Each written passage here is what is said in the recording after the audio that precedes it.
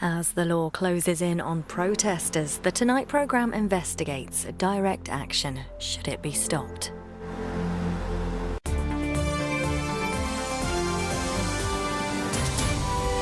Tonight, direct action, bringing our cities to a standstill. If they want people on their side, this is the wrong way of doing it. Should it be stopped? Move out the way for this bus. You're frustrated. This level of disruption is not cool. Are these controversial tactics working? Campaigns don't win overnight, do they? I think what it does achieve is publicity. The more disruptive a protest, the more it works. And has the government's clampdown on activists undermined the right to protest? Move out of the road, otherwise you will be arrested. Protest is the lifeblood of democracy. We mustn't think that because we don't like particular protests now, that this justifies the government enacting police-state powers. Good evening and welcome to the Tonight programme. From interrupting the Grand National to upsetting the Ashes, direct action protests are fast becoming a staple of life in Britain today. Activists argue their headline-grabbing actions are the only way they can ensure their causes are heard. But for some caught up in the chaos, the methods are seen as antisocial and counterproductive. As the law closes in on protesters, Anushka Asthana examines direct action's impact and asks, should it be stopped?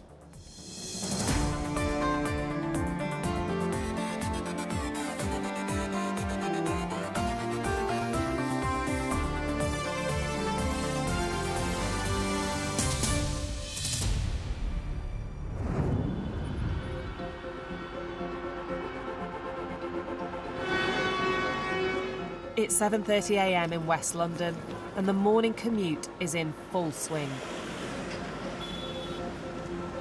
I'm meeting Emma, an environmental activist. Yeah, it's a bit nervous. This road is very busy that we're about to slow march on. Did you know it was going to be this busy? No. Seeing everyone kind of like stressed on their way to work, already like honking. Yeah, it's going to be intense. Just after 8, Emma steps out in front of oncoming traffic. It's already a jam. This is Just Stop Oil, an activist group using controversial tactics to protest the government licensing new fossil fuels.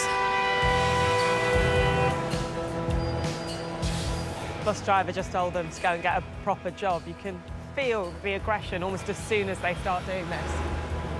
What are they achieving? Seriously, what are they achieving? Well, I've got a family to feed, and what are they doing? What's your message to them? Get out of the way! Do you know what I mean? The protesters have split into small groups and are slow walking around one of the most dangerous roundabouts in the capital, bringing traffic to a standstill. Move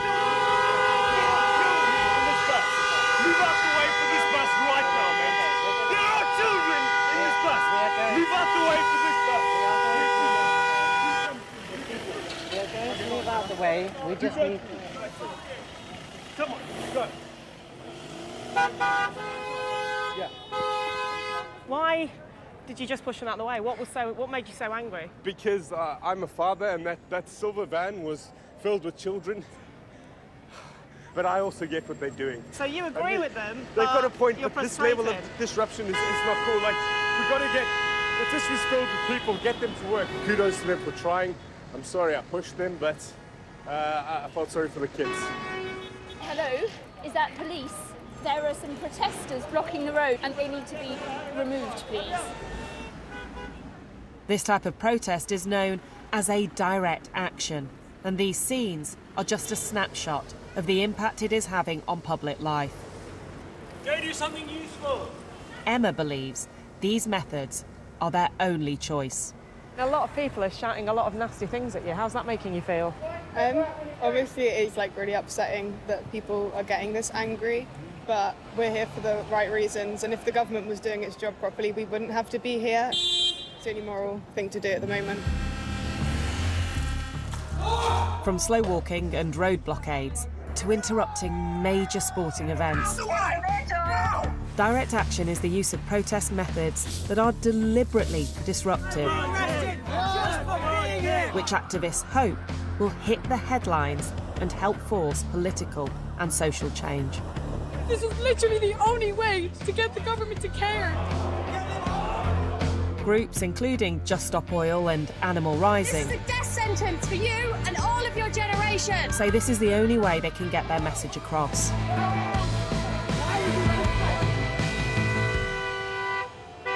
But are these tactics appropriate, and is it going to make any difference?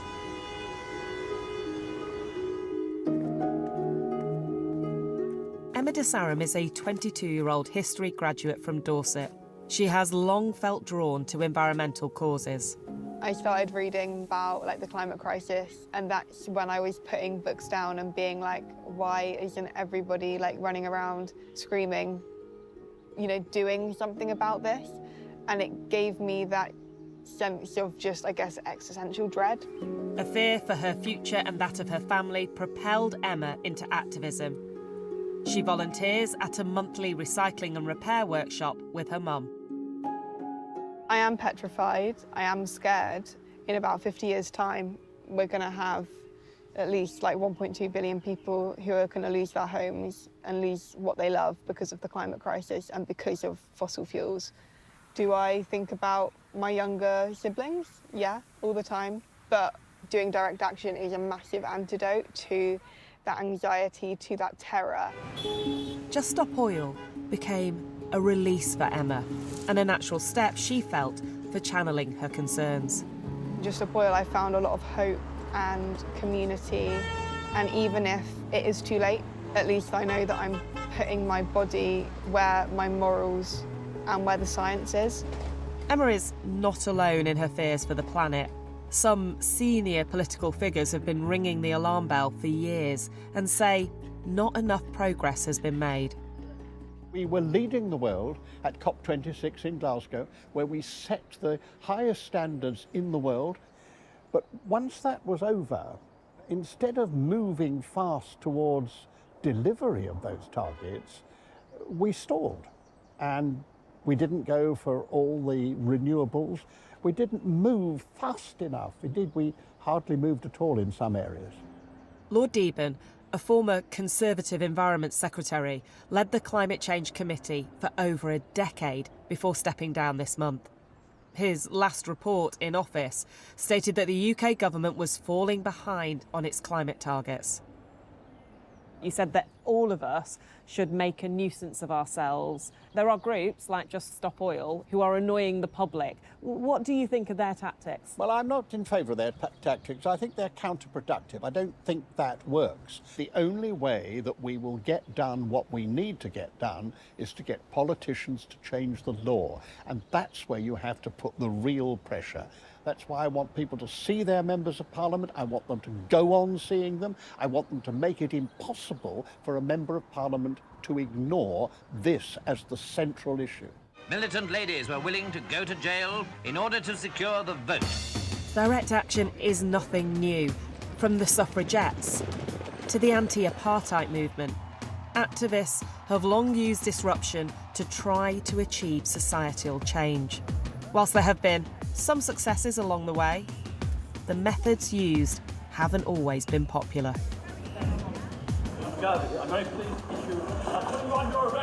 So this is my attempt to arrest President Mugabe of Zimbabwe.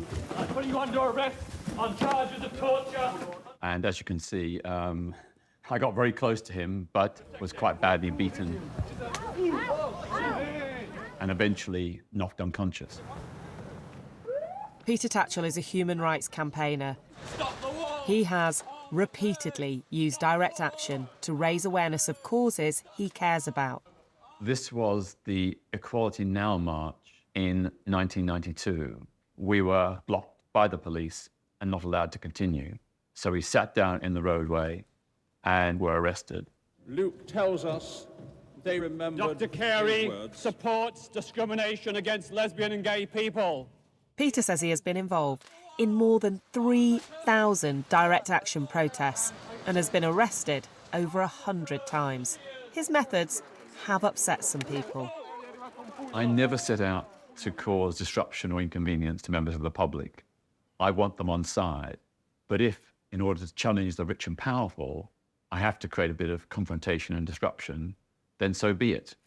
Some issues Peter has protested against have seen change in time, including improved rights for LGBT plus communities. Contact the Attorney General. He sees a similar trend for today's protesters. Nearly all throughout history, initially protests have provoked a public backlash. They've not won public support. It's taken perseverance, determination, and consistency over often many years to win the public over. That was the case with the suffragettes. They began as minority movements, not commanding public support, but eventually they won the battle for hearts and minds. For today's protesters, the reception on the streets, at least, appears to be pretty hostile. I think it's a waste of time. Just biggest belief how they can get away with all this. Oil, no, start drilling, because I'm so done with us, nice people, going about our daily business. I walk around the place, and you guys are damaging your cause. The point has been made. They've just got to stop. Just Stop Oil have been engaged in direct action almost every day since April this year. They're just causing more pollution doing this. If they're not careful, someone's going to really lose their temper and one of them's going to get run over. I think it's wrong. Do you worry about the climate? Listen, of course I worry about the climate, but I'm worrying about what's going on now. I've got kids and I do worry about that, but I need to feed my kids. I worry about that more. A poll for this programme found that almost 60% of UK adults say environmental activists are not justified in causing disruption to the public as part of their protests. Only a third say they are justified. For Just Stop Oil supporters, however, the urgency of the climate crisis outweighs the fury of the moment. Every day that we delay and every pound that we spend on fossil fuels is wasted. Dale Vince is the multi-millionaire founder of a green energy firm and a major donor of Just Stop Oil. We saw at one point a man who physically pulled Just Stop Oil protesters off the road. He was really, really angry. He said he feels the same way as you do about the climate crisis. He's just not convinced about their techniques. What do you say to someone like that? Actually, this question comes up in one form or another all of the time. You know, it's like, it's not working, is it? It's putting people off, that kind of stuff. There's a huge harm being done in the world. 20 million will be made homeless this year. I mean, that's a serious thing. That's a real disruption of everyday life. 5, 10, 20 minutes in a traffic jam. That isn't. But are the disruptive tactics that Dale supports working? They haven't stopped the Prime Minister, Rishi Sunak, suggesting he will licence a huge new oil and gas field called Rosebank in the North Sea later this year.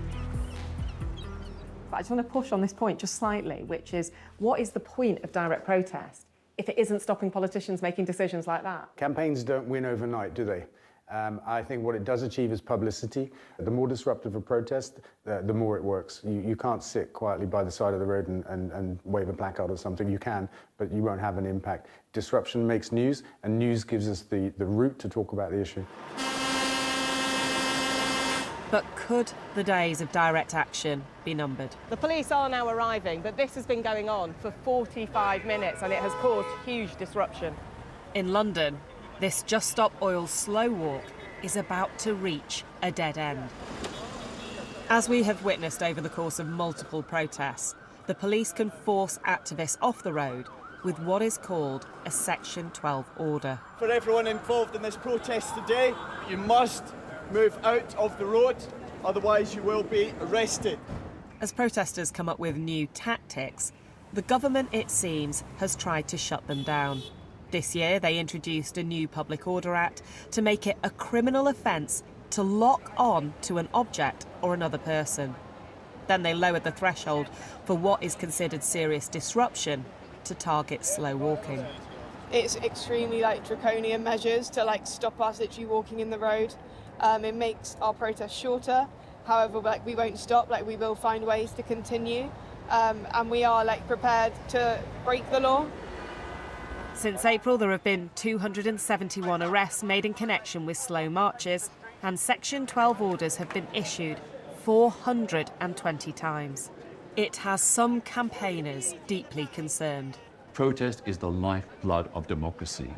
It's been the instrument by which progressive social change has been won down the decades and centuries.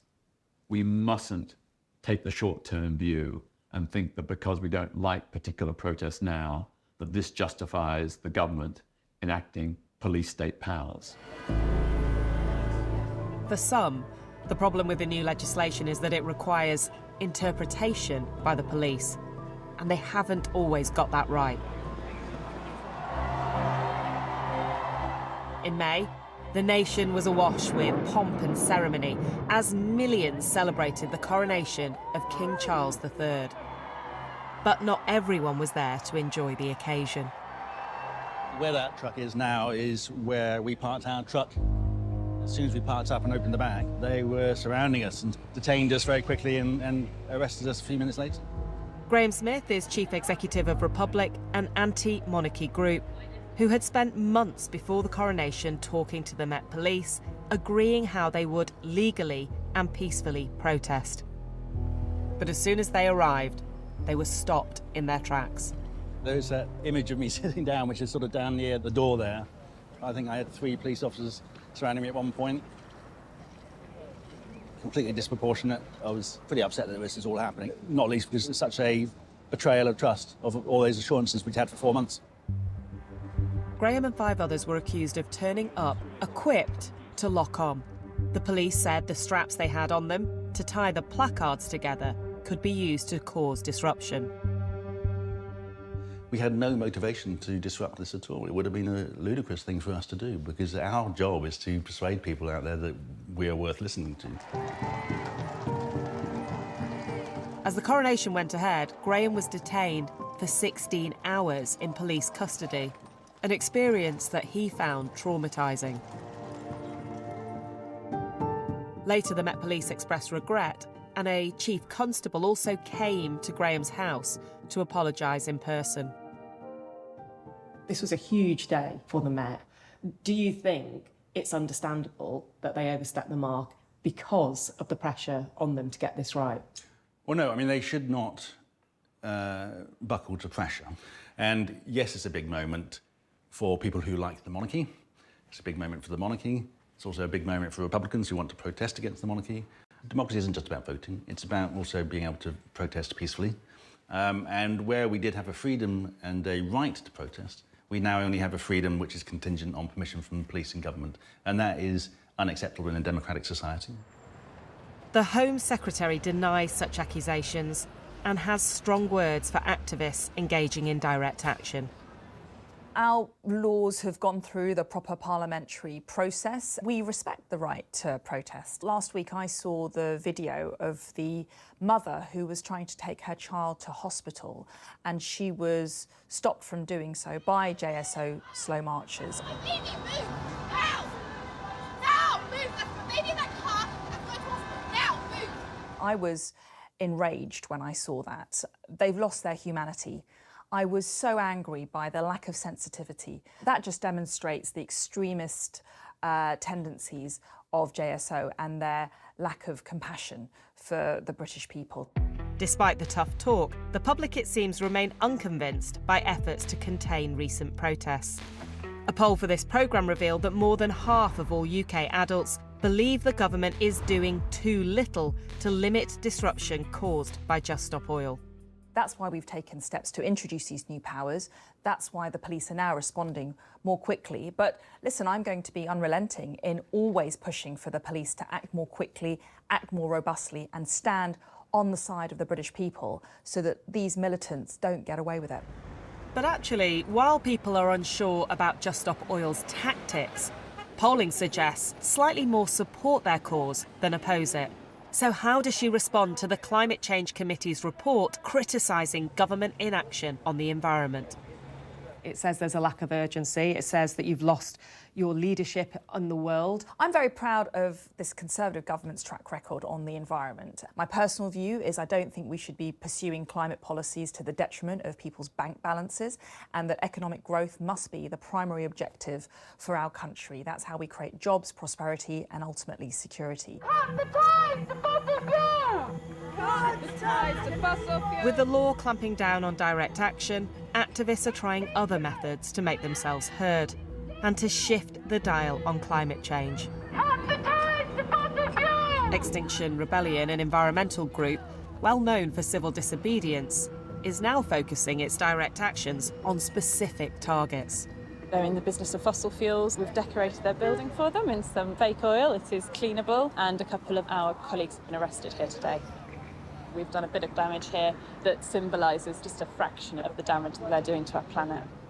The group are happy to be direct, but this year they moved away from that being at the public's expense. Extinction Rebellion has done a lot of public disruption in the past and been very criticised for it. But it draws people's attention to what's going on, but of course it also makes them angry. So I see Just Stop Oil and Extinction Rebellion now we're just taking slightly different paths. In response to allegations about its ties to the fossil fuel industry, Wood have said they remain committed to playing a critical role in energy transition. One former leading figure from Extinction Rebellion thinks the time has come to move on from direct action. Rupert Reed has been on the front line of eco-protest for decades. Would you have us wait until the Thames Barrier is overtopped?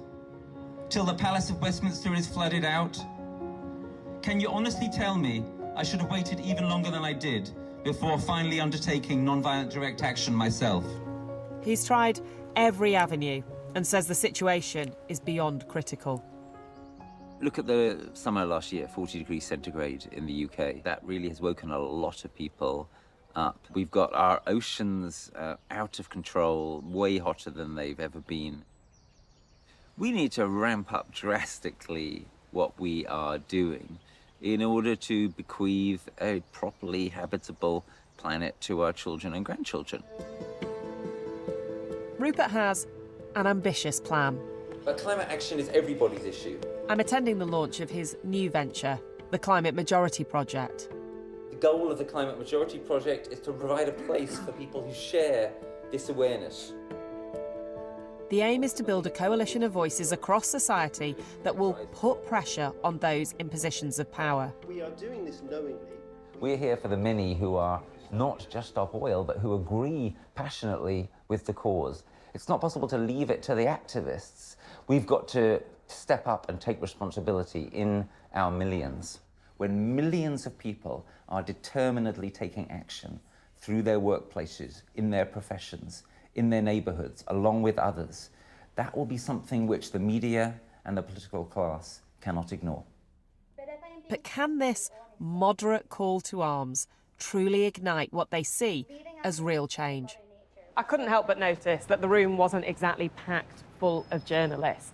Can they really get the coverage they need to mobilise millions of people when a small disruptive protest is all over the news? It will no doubt be a tough task. For the time being, direct action continues almost every day, causing division and disruption.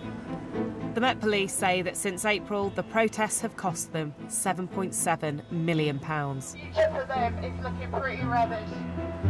But activists like Emma remain stubborn and steadfast in their determination to be heard, no matter the consequences.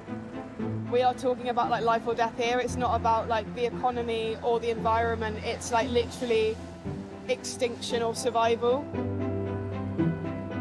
I mean, if extreme is wanting to survive, then I guess we are extreme. That's it for tonight's programme. If you want to continue the conversation, please join in using the hashtag ITVTonight on Twitter, as well as visiting our Facebook and Instagram pages and our website, itv.com/tonight. But for now, good evening and thank you for watching. Coming up next week, the problem with sewage. Joe Crowley investigates. There's a huge sense of anger about this. People want action.